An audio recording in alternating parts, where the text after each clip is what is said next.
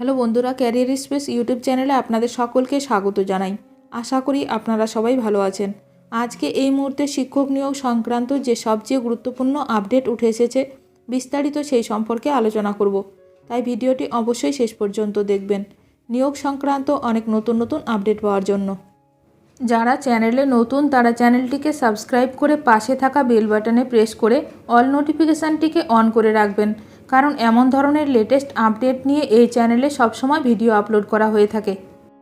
3 মাস পর পুরনো পদে ফিরছেন চাকরিহারা শিক্ষক শিক্ষিকা।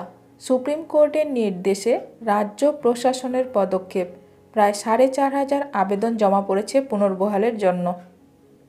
চাকরিহারা শিক্ষক শিক্ষিকাদের মধ্যে যারা আগে সরকারি চাকরিতে ছিলেন তাদের পুরনো পদে ফেরানোর প্রক্রিয়া শুরু করেছে রাজ্য প্রশাসন। সুপ্রিম কোর্টের রায় কার্যকর করে এখনও পর্যন্ত 20 জন শিক্ষক শিক্ষিকা পুনরায় তাদের পূর্ববর্তী সরকারি চাকরিতে যোগ দেওয়ার সবুজ সংকেত পেয়েছেন। এই খবর রাজ্যের হাজারো চাকরিহারা শিক্ষকের মনে নতুন আশা জাগিয়েছে। ঘটনার সূত্রপাত 2024 সালের 3রা এপ্রিল, যখন সুপ্রিম কোর্ট 2016 সালের এসএসসি প্যানেল পুরোপুরি বাতিল করে দেয়। এর ফলে প্রায় 26,000 শিক্ষক শিক্ষাকর্মী চাকরি হারান।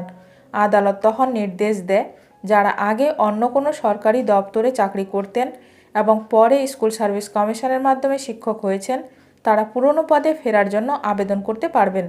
আবেদন পাওয়ার 3 মাসের মধ্যে সংশ্লিষ্ট দপ্তরকে নিয়োগ প্রক্রিয়া শেষ করে তাদের পদ ফিরিয়ে দিতে হবে। সুপ্রিম কোর্টের স্পষ্ট নির্দেশ ছিল, পুনরায় যোগ দেওয়াকে কোনোভাবেই ব্রেক অফ সার্ভিস ধরা হবে না।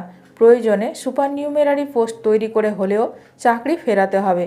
রাজ্য প্রশাসন সেই নির্দেশ মান্য করেই ফের নিয়োগ শুরু করেছে।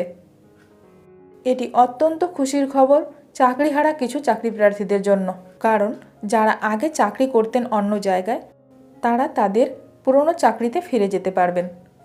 এখন দেখার বিষয় এই নিয়ে আরও কি গুরুত্বপূর্ণ খবর উঠে আসে। শিক্ষক নিয়োগ সংক্রান্ত সমস্ত রকমের আপডেট সবার প্রথমে পেতে এখনই আমার চ্যানেলটি সাবস্ক্রাইব করে রাখুন। ভিডিওটি ভালো লাগলে অবশ্যই লাইক করবেন। আজকের ভিডিওটি এখানেই শেষ করলাম। নতুন কোনো আপডেট নিয়ে দেখা হবে নেক্সট ভিডিওতে।